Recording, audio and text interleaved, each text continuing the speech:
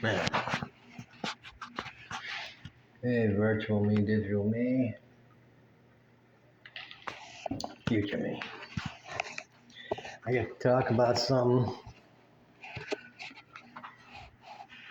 I hope won't take a weird tangent, but we'll find out. Because of Matt Mitchell, a big old Southern guy that talks too much about SEC, which I believe is the Southeastern Conference for football. He's talking about Waffle House, which I still haven't been to.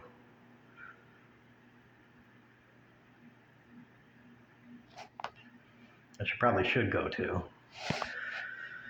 While I'm here, because I don't know if I'm gonna stay here. That's another thing. Reminded me about tipping, so I'm gonna talk about that for a while because I hate tipping. I agree with Mr. Pink. Tipping is just, I hate tipping. I hate it so much. So I think it's wrong.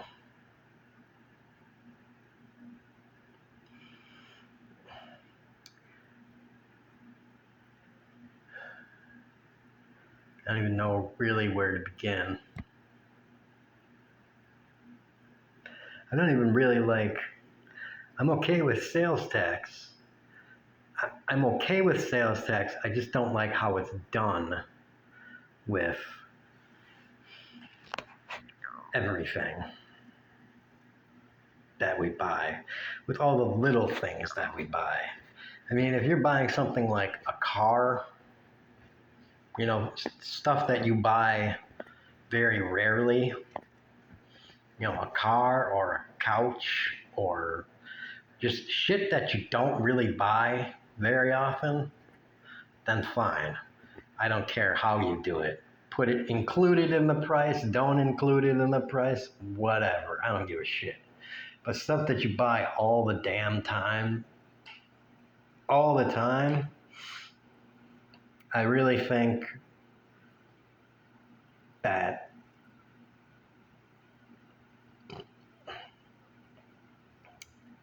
okay, now in Milwaukee where I grew up, food didn't have sales tax. So first of all, no sales tax on food because it's food. Just blanket throughout the entire country. Shouldn't be sales tax on food because, Republicans are assholes. So yeah, no sales tax on food. But on stuff you buy just all the time, like clothes and stuff, small item stuff, things that you would buy at like Walmart, And the reason they want sales tax on food is because let me think, if I'm correct, you need food to live. So that's why they want sales tax on food in Republican states. Because they want regressive sales tax. They want regressive taxes in Republican states. And Republican states have more dumb people. So good job, red states. You're again falling victim to the lies. You don't like being called dumb. Well, there's a solution to that. Don't be dumb. You gotta dodge, duck, dip, dive, and dodge the dumb shit.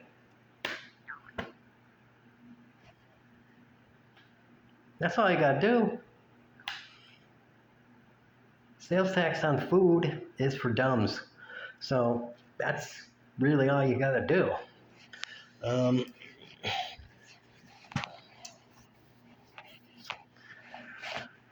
Yeah.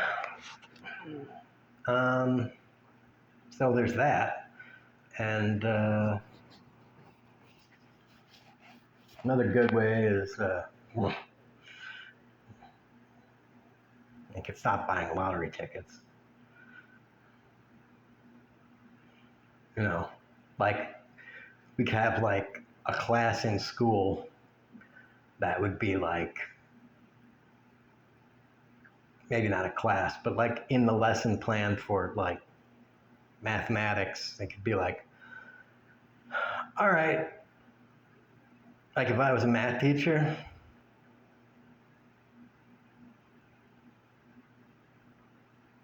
I'd be like, all right, kids, your assignment today is each of you go and buy 10 lottery tickets. Don't scratch them off. 10 $1 scratchers, and bring them to school, and don't scratch them off. Bring them in.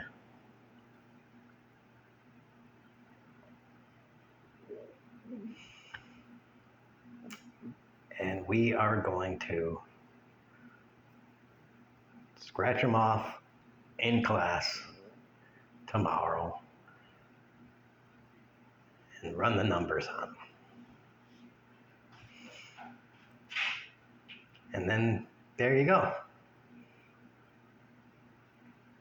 You would run the statistics in the class, because every lotto ticket has a certain statistical value of winning. They print them on the back of the ticket.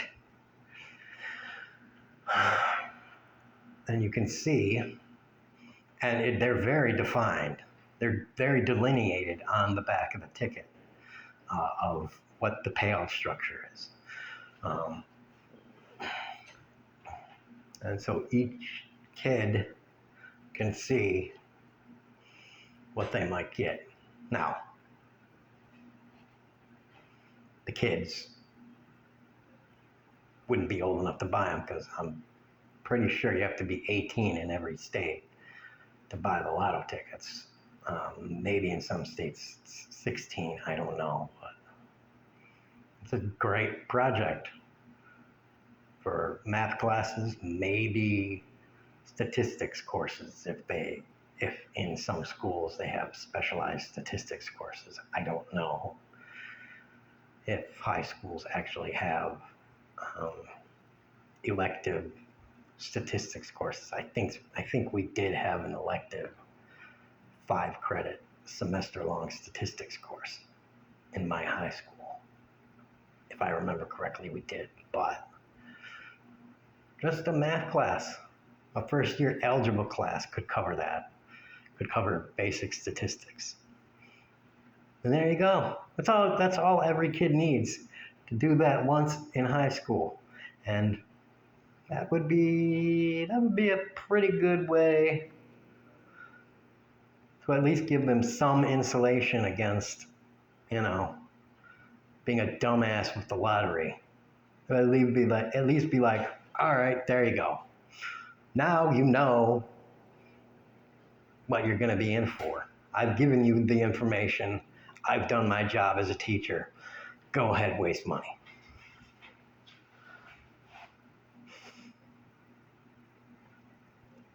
Even if one of them gets a $5,000 payout, on the back you can see the $5,000 payout has a 1 in 53,874 whatever chance. So it's like, wow, that's a good payout.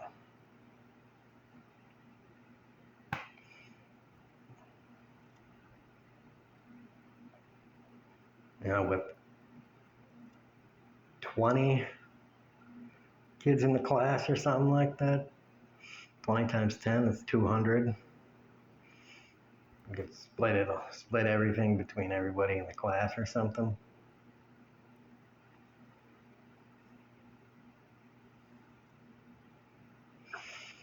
We can all go on a field trip to, wherever. Of course, you have to convince the parents. That's my $5,000. all of the kids got together and agreed that they would all go on a field trip to Six Flags together. Are you really going to take that away from them? Are you going to be that kind of person? Because maybe legally, yeah, but then you're going to be the parent that said, I would rather have, you know, you're going to be that person that did that. We really need the money. Yeah. Or, you know,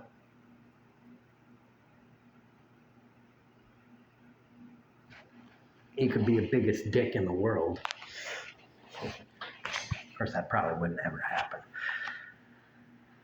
The biggest winner would probably be something like $50 or $100 and something like that.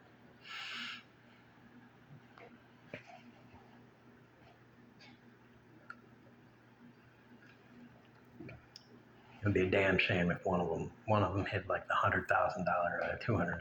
That would be kind of completely destroy the experiment and the point of the lesson.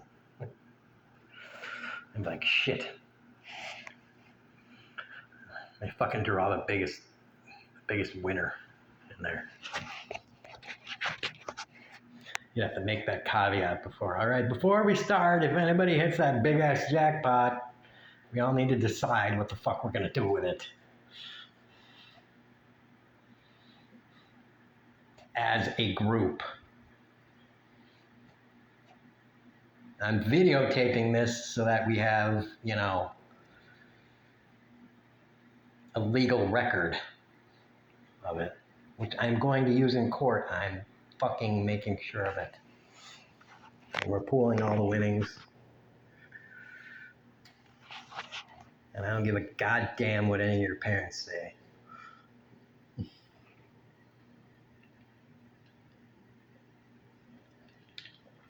Whether the winnings are $1 or $400 billion.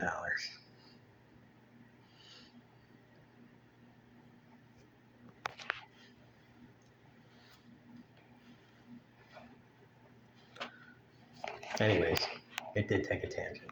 Whatever. So that's the point, wherever I started from. Oh, tipping. Yeah, there you go. At least it went from money to money. So, you know.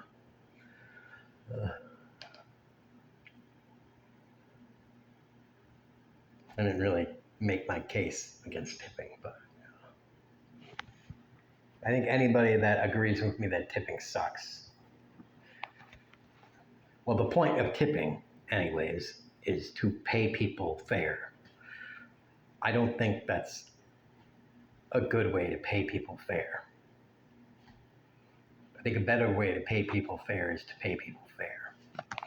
I think tipping does an excellent job of murkying the water, the price of the food you're buying at a restaurant. And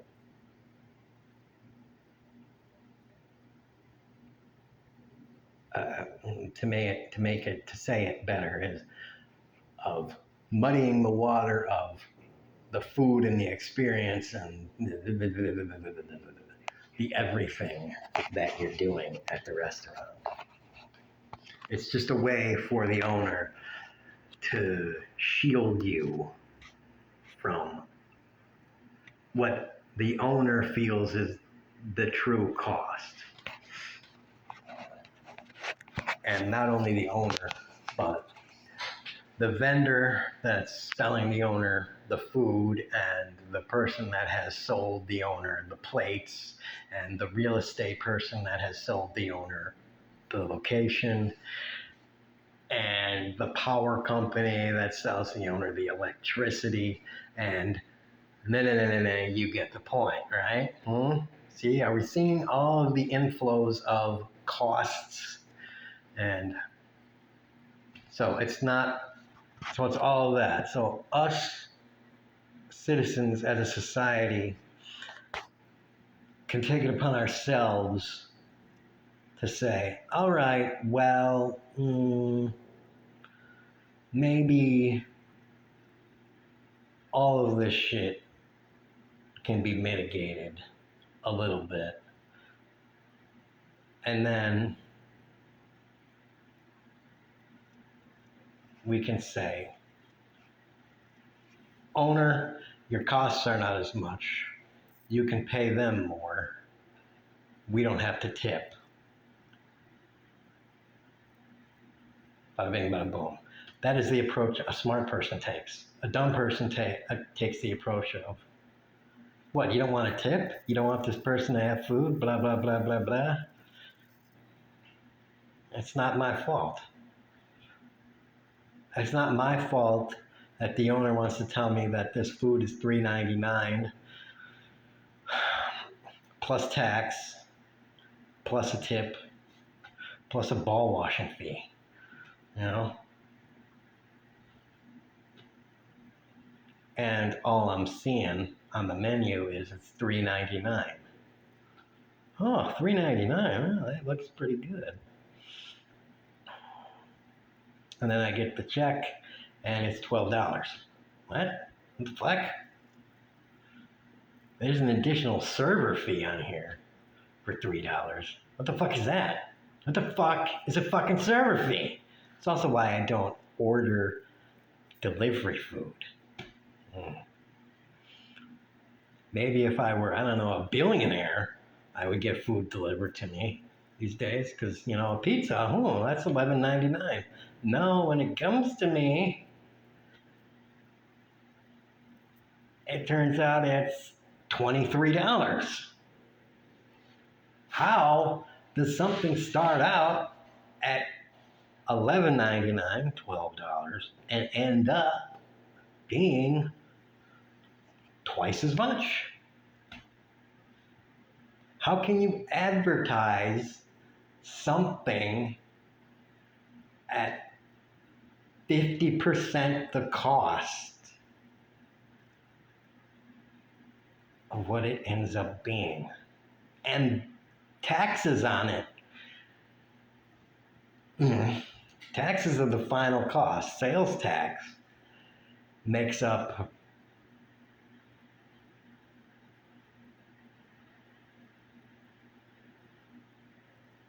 I don't know, out of that $23, the tax is like $1 something, maybe $2. So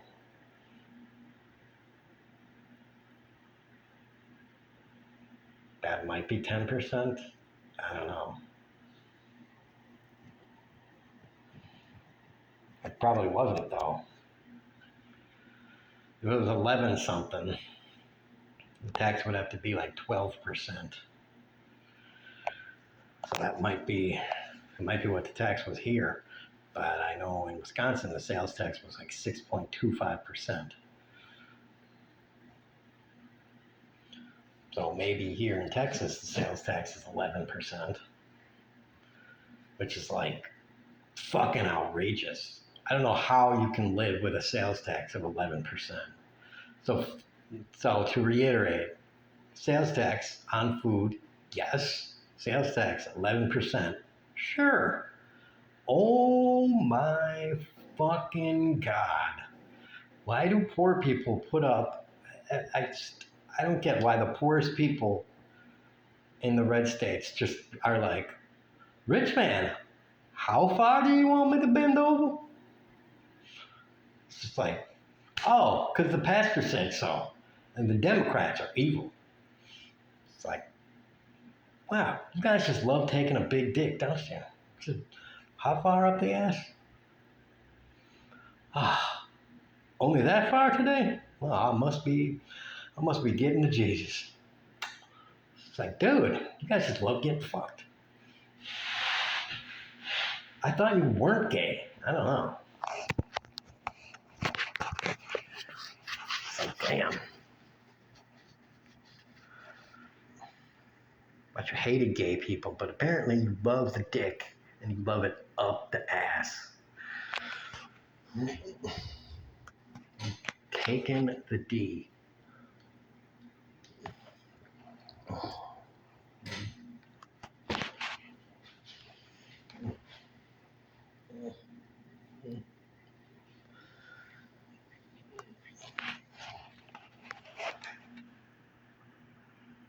This is just like, damn. Sales tax, oh my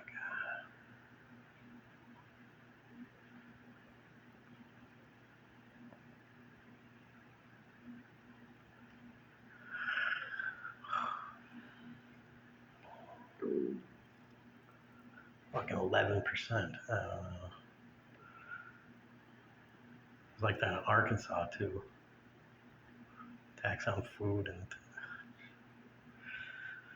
I don't have to pay tax on food because I use it. I use SNAP benefits. They don't tax food when you're using the money the government gives you. I mean, that would be dumb. I mean, it would be like, I mean, you understand, you guys got to understand how that would be done. The government giving me money and then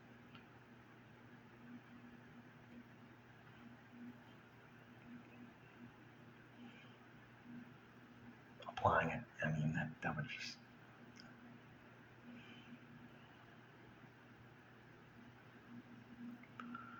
be dumb.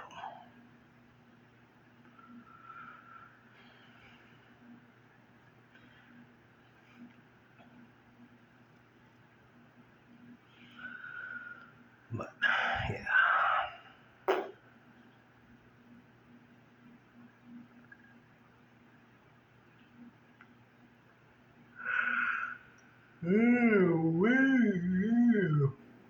Yeah.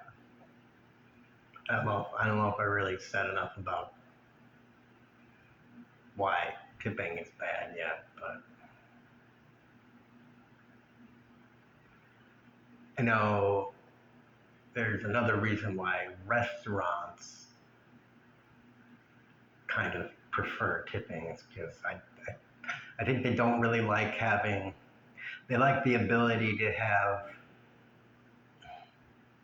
it's like peaker plants for waitressing staff. I'd like to be able to have waitresses that are only on during peak hours and peak days for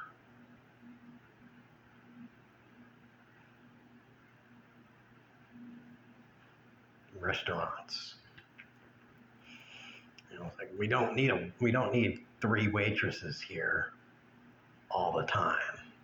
It's like most of the time we only need 1, maybe 2, but certain days during certain hours we need 3 or 4 waitresses. When it'll get really busy, we just need more, and we need like an extra cook, and we just need, the staffing needs are just more during certain times. And it's like, yeah, I get that, you know, because the world doesn't eat at a nice, smooth pace.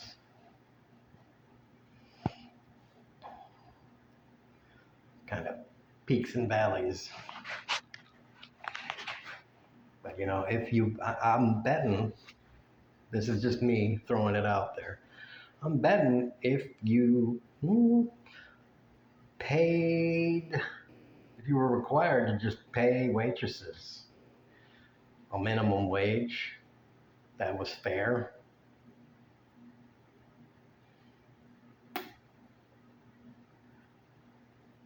me personally, this is what I would do. Let me just throw it out there. I'm owning a restaurant, right? I got altogether, this is just the waitresses, because I would have to do something pretty similar with the cook staff and the busboy staff. I got, I don't know, I got the restaurant with, let's say I got 26 tables, 18 of which are tables, and then you go down from there. So what would that be? than 6 waitresses and, 4 are full-time, 2 are part-time. What I would do with, as far as those waitresses go, the 4 full-time ones are my full-time waitresses. So I'm open 7 days a week, right? You can split those full-time waitresses up, you know, like you need to split them up. You can ask them, well, what's your schedules? I'm gonna need people here all the time. Talk amongst yourselves. If everything works out and you can work it out yourself, come to me and we'll schedule it. If you can't, well, it's my restaurant, so shit's gonna fucking happen, man, and I'll fucking make the decision. And then, boom, we do that way. And then the other 2, right? The part-timers, I plug them in for the peaks, right?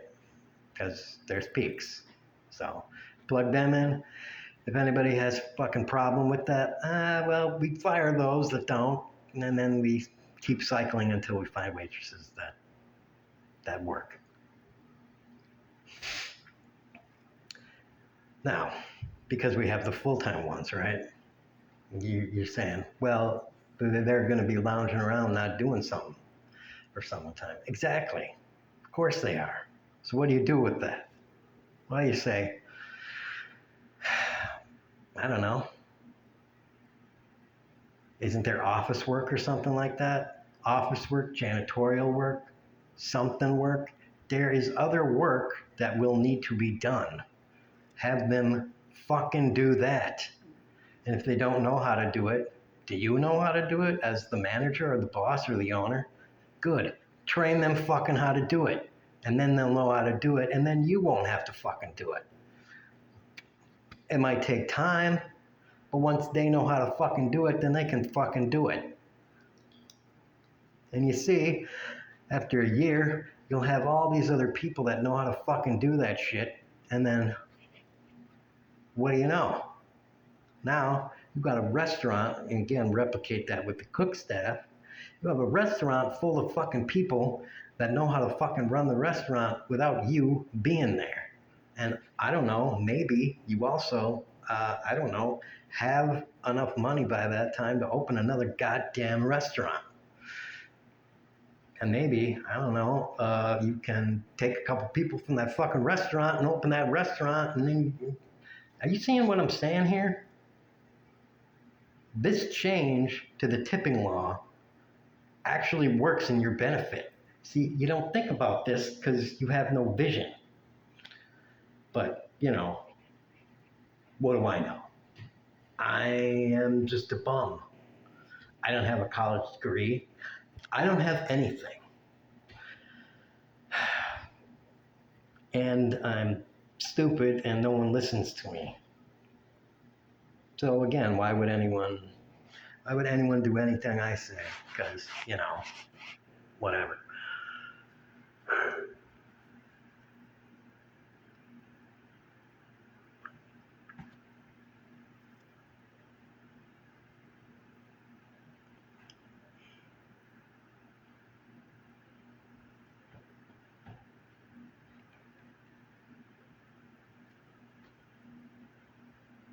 So yeah, tipping sucks. Anyways.